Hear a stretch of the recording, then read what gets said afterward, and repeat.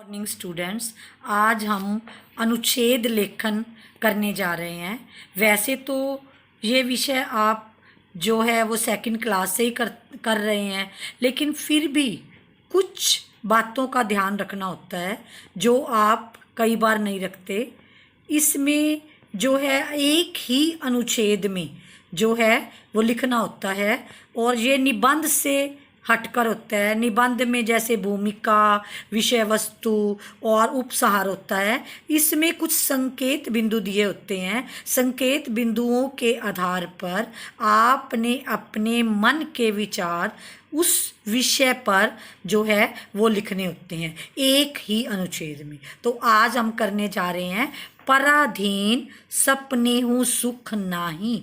इसका मतलब है कि जो पराधीन व्यक्ति है वो सपने में भी सुख की प्राप्ति नहीं कर सकता।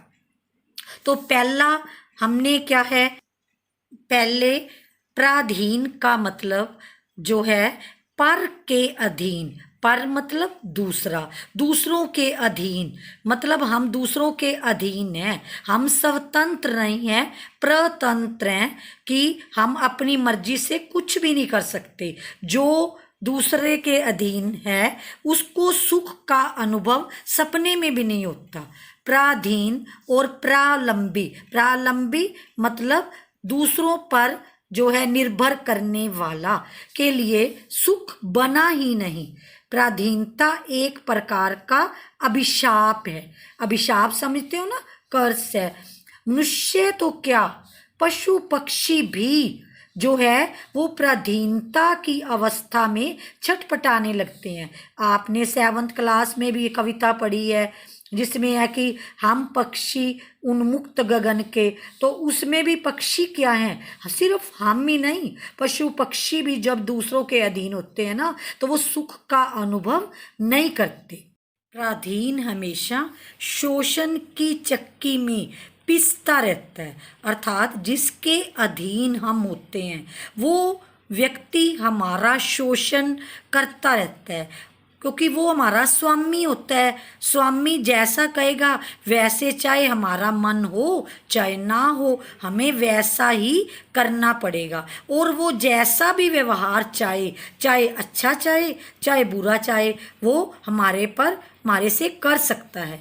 पराधीन व्यक्ति अपने अथवा जाति अपने आत्म सम्मान को सुरक्षित नहीं रख सकते।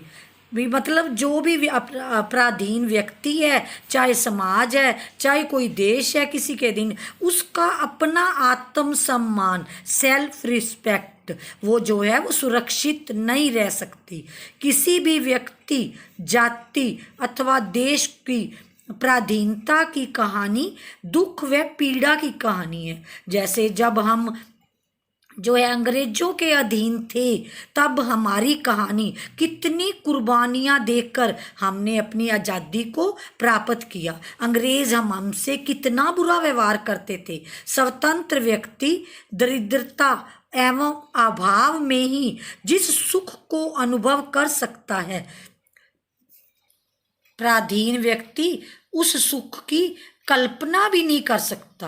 वो सपने में भी नहीं सोच सकता जैसा सुख स्वतंत्र व्यक्ति प्राप्त कर सकता है। चाहे उसमें गरीबी भी हो लेकिन स्वतंत्रता हो तो वो सुख का अनुभव करता है। जैसे हमने कविता में पढ़ा हुआ है, अतः ठीक ही कहा गया है। क्या कहा गया है कि पराधीन सपने हूँ सुख नाही, अर्थात पराधीन व्यक्ति सपने में भी सुख का अनुभव नहीं कर सकता। इस विषय पर हम जो है वो अनुच्छेद लेखन करेंगे।